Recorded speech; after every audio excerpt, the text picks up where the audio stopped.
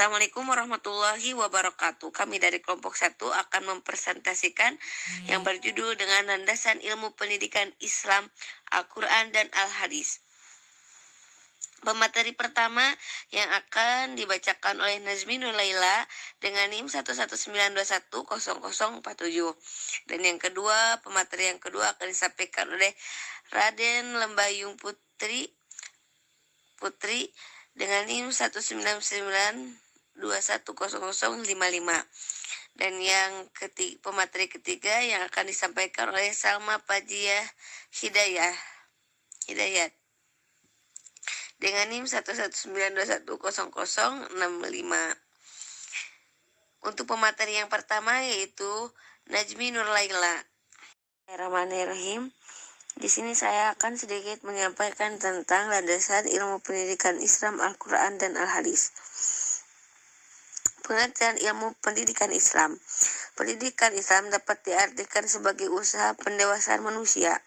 Namun, di dalam Al-Quran, pendidikan bukan hanya apa yang kita pelajari di sekolah saja, tetapi mencakup segala hal yang ada dalam alam semesta dan tidak terbatas hanya pada manusia saja. Ilmu pendidikan Islam merupakan pengetahuan yang membahas tentang teori-teori pendidikan yang berdasarkan atas Islam. Dengan ini, pembahasan yang dimuat dalam ilmu pendidikan Islam adalah teori yang terkait dengan pendidikan dalam perspektif Al-Quran dan Al-Hadis. Ilmu pendidikan Islam menurut para ulama. Pendidikan Islam sebagai ilmu yang memberikan petunjuk kepada manusia agar dapat sempurna akal dan hatinya, akhlak dan perilakunya sehingga ia bisa menjalani kehidupannya dengan baik berdasarkan nilai-nilai dalam agama Islam itu sendiri. Manusia yang memiliki akal dan lebih tinggi kedudukannya dari makhluk lainnya tidak hanya harus mengembangkan intelektualnya saja, akan tetapi mereka harus mendapatkan pendirian Islam yang akan membangun emosi dan sisi spiritual. Ulama Yusuf Kadalawi. Yang kedua itu ada pendidikan Islam dengan istilah tarbiyah yang berasal dari kata bahasa Arab roba yang diartikan memberi makan, memelihara, dan mengasuh. Pendidikan juga disebut dengan istilah taklim yang berarti pengajaran atau penyampaian ilmu pengetahuan. Selanjutnya yaitu landasan ilmu pendidikan Islam. Dalam landasan ilmu pendidikan Islam terbagi menjadi 3. Yang pertama Al-Quran, yang kedua hadis, dan yang ketiga ijtihad. Pengertian Al-Quran. Al-Quran adalah kalam Allah yang diwahyukan kepada Nabi Muhammad SAW melalui malaikat Jibril. Dalam Al-Quran terkandung ajaran pokok yang dapat dikembangkan untuk keperluan seluruh aspek kehidupan melalui ijtihad.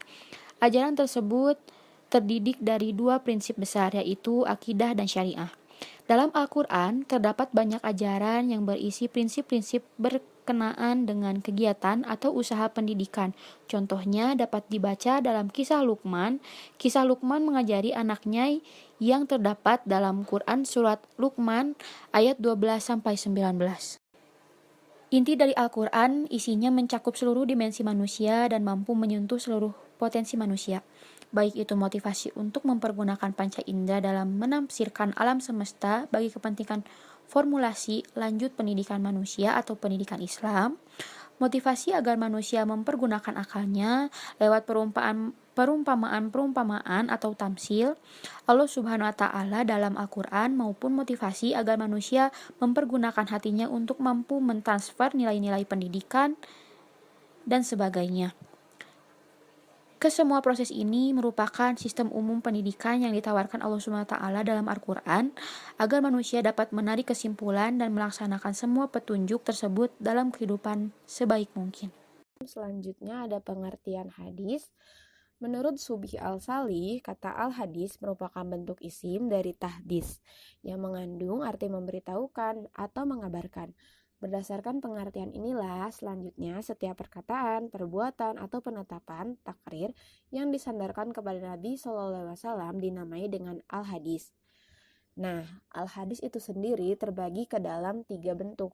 Yang pertama, ada hadis qauliyah, yaitu hadis-hadis Rasulullah SAW yang diucapkannya dalam berbagai tujuan dan situasi.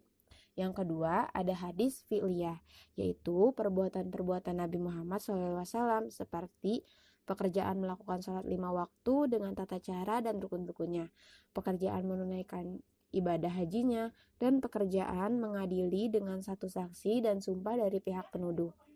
Yang ketiga ada hadis takririyah, yaitu perbuatan sebagian para sahabat Nabi yang telah diikrarkan oleh Nabi SAW, baik perbuatan itu berbentuk ucapan atau perbuatan.